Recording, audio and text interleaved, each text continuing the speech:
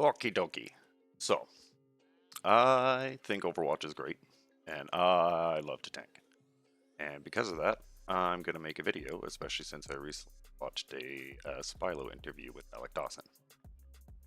And basically, what this video is going to be about is kind of like tanks in general. And tanks in general in Overwatch kind of rely on three things, which is mobility, mitigation, and damage. And by definition, mitigation is the action of reducing the severity or seriousness or painfulness of something. So mitigation is shields, armor, and even healing. With all that taken into consideration, let's dive a little bit deeper. The three main tank types that we have in Overwatch are dive tanks. Change that for sure. Dive tanks. The brawl tanks, poke tanks. And the difference is the dive tanks pretty much have mobility with mitigation. The brawl tanks have mobility and damage of some sort. And then the poke tanks usually have mitigation and damage. Alrighty, so there's a very big difference in between the mobility that a brawl tank has versus the mobility of a dive tank. And that big difference is verticality. The dive tanks can move up into positions, while the brawl tanks can only move on the horizontal plane into positions.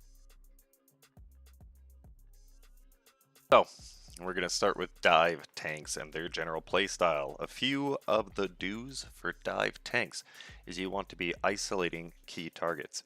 You want to be using your mitigation to keep those key targets isolated or to be depleting the enemy resources before you jump in to that key target. Next, you want to be spamming your damage to hold the enemy's attention as much as possible, because 9 times out of 10 they're going to be trying to get onto you and kill you, and if you just stand there, well, you're gonna die. So you gotta cause a little bit of chaos. A little bit of don'ts is do not get involved in 1v5s. You have pretty much no chance. You have to commit with your dive ability, and then you have no way to get out before they kill you, because they certainly will. Make sure the enemy has depleted their resources as much as possible before you go in. Do not worry about getting the final blow. Allow your DPS to burst them down, and you worry more about living to mitigate damage, maintain map and space control. You have supports, you have healers, you have mercies as well if everybody's just dying rapidly. And if you live, especially as a character like Winton who can dive in, or D.Va who can defense matrix, she can pretty much res for free and get that character back. Alrighty, next up we have the good old brawl tanks. Probably my favorite tanks. A few do's for them is you want to get in their face, you want to hit them in their face, and you want to Leroy Jenkins. A few don'ts is you do not want to chase the dive tanks. You want to make sure none of your team chases the dive tanks. If the dive tanks come to you, that's good for you. You do not want to split up like Scooby-Doo and the gang, because once again, be chasing the dive tanks. And finally, you do not want to think you are unkillable because you forgot that you had a Mercy and a Moira dumping heals into you that entire game, and nobody else got a single ounce of that healing. Alrighty, finally, some poke tank do's and don'ts. Some do's is you want to sit back, chillax, and relax.